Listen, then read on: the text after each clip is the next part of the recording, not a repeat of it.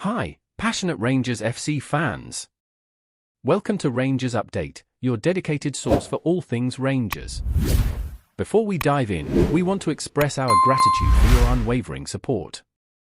If you bleed blue, don't forget to subscribe, smash that like button, and let's strengthen our community.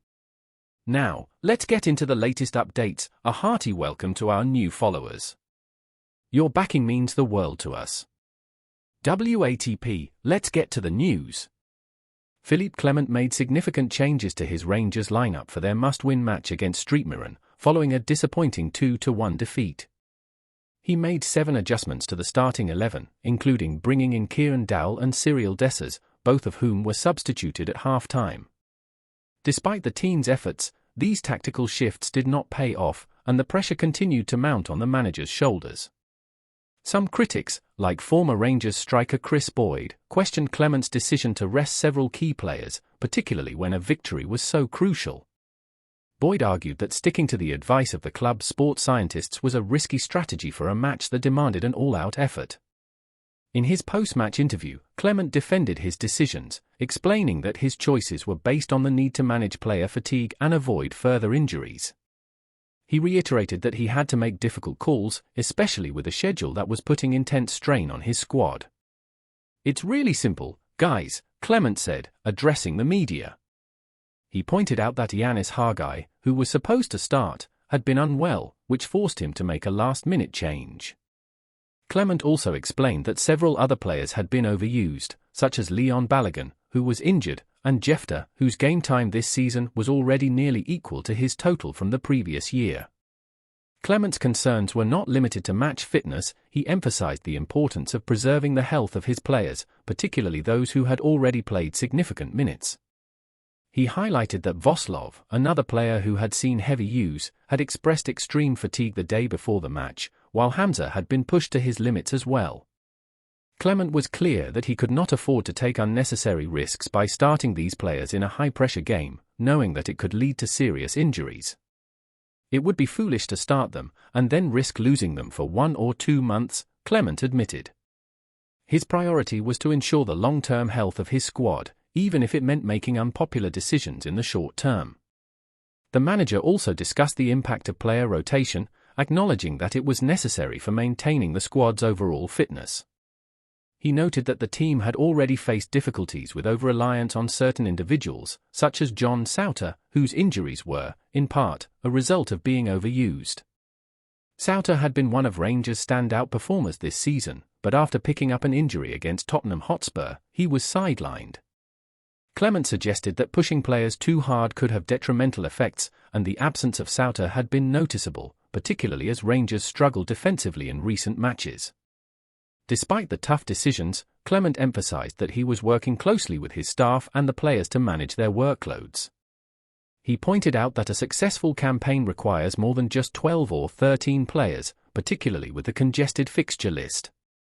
The squad needed depth, and Clement's approach was focused on ensuring players were not overburdened.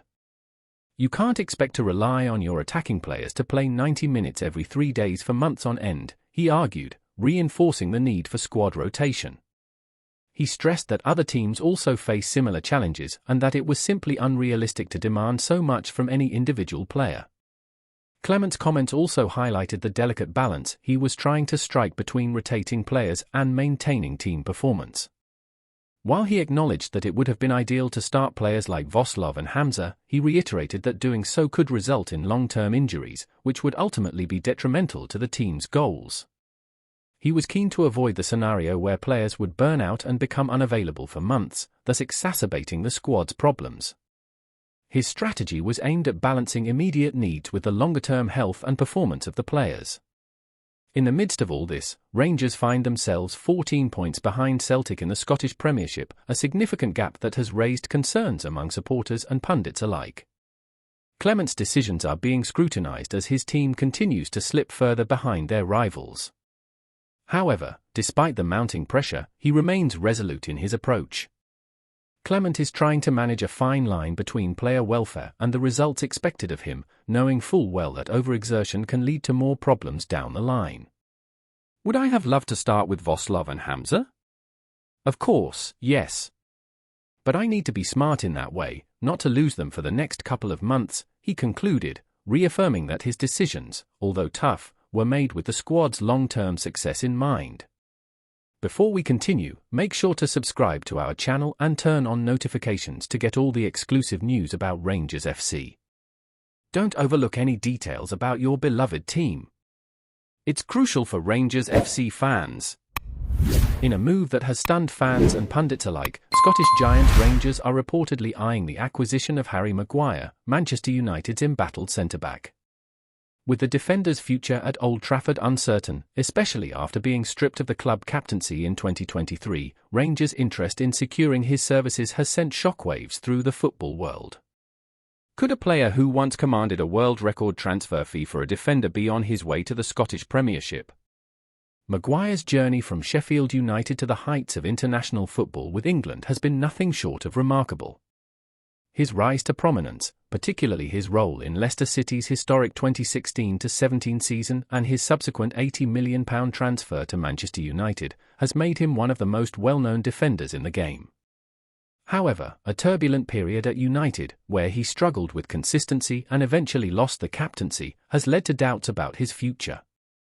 Rangers, keen to bolster their defence, may now offer Maguire a fresh start in Scotland's top division. The Rangers' pursuit of Maguire is not merely a speculative move. Reports suggest the club is prepared to make a serious offer to Manchester United, capitalising on the Englishman's situation at the Premier League club. Despite his recent strong performances, including a Player of the Month award in December, the 30-year-old's prospects at United remain clouded by competition for places and tactical preferences under Erik ten Hag. A move to Rangers would provide Maguire with more regular first-team action and an opportunity to rejuvenate his career. For Rangers, the potential signing of Maguire represents a high-profile statement of intent. While the club has made significant strides under manager Michael Beale, the addition of an experienced Premier League and international player like Maguire could be a game-changer. Rangers are no strangers to signing high-profile players, and the capture of Maguire would certainly send a message to both domestic and European rivals that they are serious about competing at the highest level. Harry Maguire's playing style is defined by his commanding presence at the back, both in the air and on the ground. Standing at 6 feet 4 inches, he uses his physicality to dominate aerial duels, a crucial asset in any defensive setup. His ability to win headers, especially on set pieces, has made him a reliable defender in the box. While his height is often a significant advantage, his strength and timing in the air have also been key factors in his reputation as one of England's most reliable centre-backs when defending crosses. On the ball, Maguire is known for his composure and passing range. While not as agile or quick as some of his peers, his technical ability allows him to distribute the ball effectively, often acting as a deep-lying playmaker for both club and country. His long passes can break defensive lines, and he is comfortable stepping out of defense to initiate attacks. Maguire's vision and awareness allow him to link play from the back, making him an asset in possession, even when the pressure is on. However, Maguire's style has also drawn criticism for his lack of pace, which has sometimes exposed him in one-on-one situations against quicker attackers. His slower recovery speed can leave him vulnerable to counter-attacks, particularly when defending in wide areas or when playing against high-pressing teams. This has been a point of concern at Manchester United, where Maguire's positioning and decision-making have been scrutinised, particularly in fast transition situations. Despite these vulnerabilities, Maguire's leadership qualities and his ability to marshal a defence cannot be understated. As captain of both Manchester United and the England national team, his communication and organisational skills have often been praised. His awareness of his defensive partners and his ability to direct traffic at the back provide stability, even in high-pressure moments. For Rangers, a team that thrives on structure and discipline, Maguire's leadership and experience could prove invaluable in solidifying their defensive unit. As the transfer window inches closer, all eyes will be on how this saga unfolds. Will Maguire embrace the challenge of leading Rangers' defence and revitalise his career? Or will he remain at Manchester United, battling for his place in the squad? One thing is certain, the interest from Rangers has added yet another intriguing twist to the ongoing transfer drama surrounding Harry Maguire. Greetings, fans! Make sure to hit that like button and subscribe to the channel, as it's greatly appreciated by Rangers FC. And don't forget to share your thoughts on the news in the comments section below.